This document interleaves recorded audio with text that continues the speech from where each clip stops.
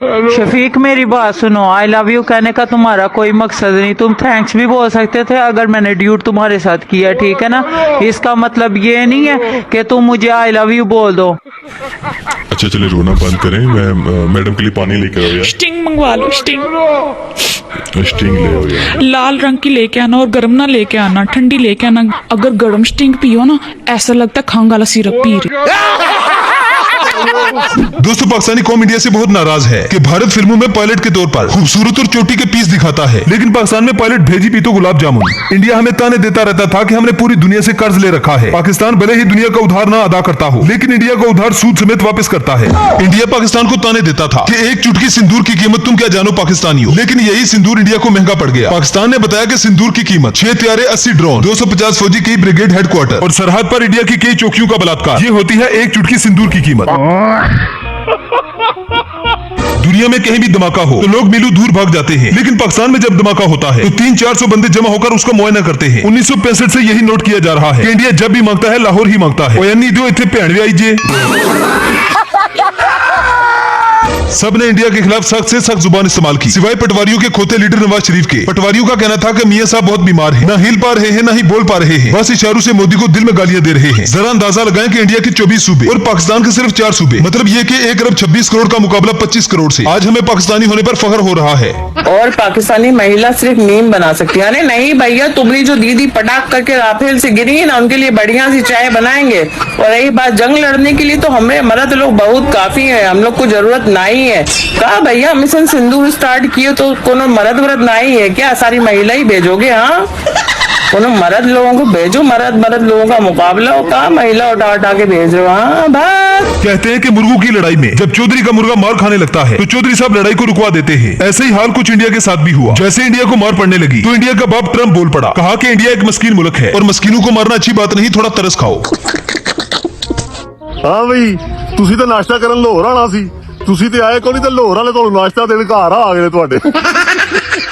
पढ़िया नहीं जी है जवान आए साला ठोक के ना किले विच मदाना दे ਹੁਣ ਆਈ ਜੇ समझ। ਤੁਹਾਨੂੰ ਆਖਿਆ ਸੀ ਬੰਦੇ ਦੇ ਪੁੱਤਰ ਬਣ ਜਾਓ, बाकी ਸਾਨੂੰ ਹੁਣ समझ आ गई है तुसी ਉਹ लातू के भूत हो, तुसी गल्लां नाल नहीं समझना। फ्रांस अपने जहाज गिन रहा है, इसराइल अपने ड्रोन, मोदी अपने फौजी गिन रहा है और पाकिस्तान मानने को तैयार नहीं। पहले मोदी पाकिस्तान में चाय पीने आया था, अब पाकिस्तान की सैर करने के लिए नंदरी को भेज दिया गया है। मसला यह है कि नंदरी चाय नहीं पी रही बल्कि पाक आर्मी से स्टिंग की डिमांड कर रही है। अच्छा चले रोना बंद करें, मैं मैडम के लिए पानी लेकर आओ यार। स्टिंग मंगवा लो, स्टिंग ले आओ यार। लाल रंग की लेके आना और गर्म ना लेके आना, ठंडी लेके आना। पाकिस्तानियों को अफसोस तो इस बात का है कि हमारे पड़ोसी नहायत ही भड़वे हैं। फिल्मों में हमें दीपिका, करीना कतरीना और तमन्ना भाटिया को दिखाया गया, लेकिन हकीकत में बवासीर को हमारे पास भेज दिया। मुझे अपने घर जाना है, मुझे घर जाना है।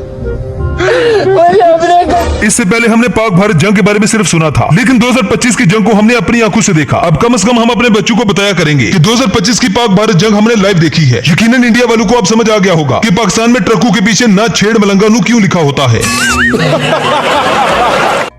पड़ोसियों ना सॉफ्टवेयर अपडेट होने तो बाद जंग बंद हो गई जे।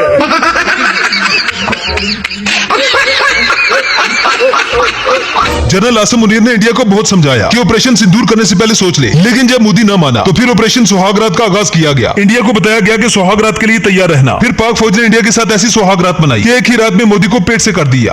कब हो गया ये? कब हुआ कब? इंडिया के चैनल्स ने तो हर तरफ तबाही फेर दी थी। हो चुका है युद्ध शुरू पाकिस्तान में, ध्वस्त हो चुका है पूरा पाकिस्तान, पूरे पाकिस्तान में लग चुके हैं लाशों के ढेर। इंडियन मीडिया के मुताबिक अब हम कब्रू में हैं और कब्रू में लेटकर मोदी की मां बहनें कर रहे हैं।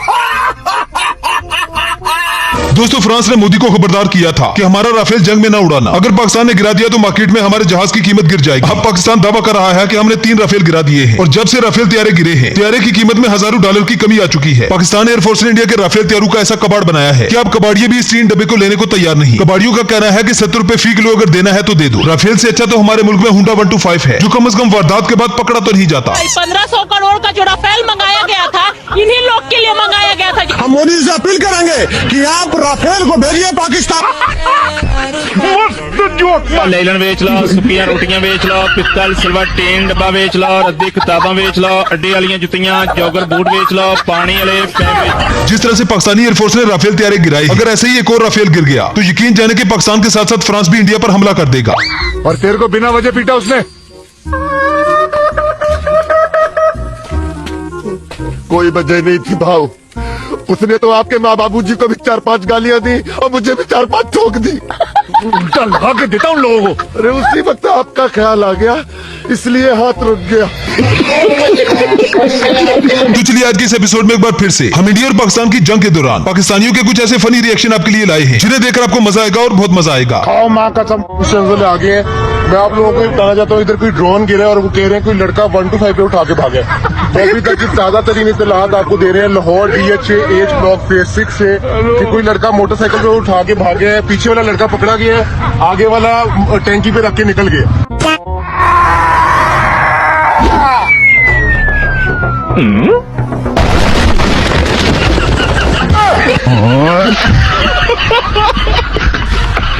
इंडिया के कर्नल हत्ती ने ट्वीट करके मोदी को सवाल किया, अगर पाकिस्तान के जहाज रोक नहीं सकते थे तो उनको छेड़ा क्यों?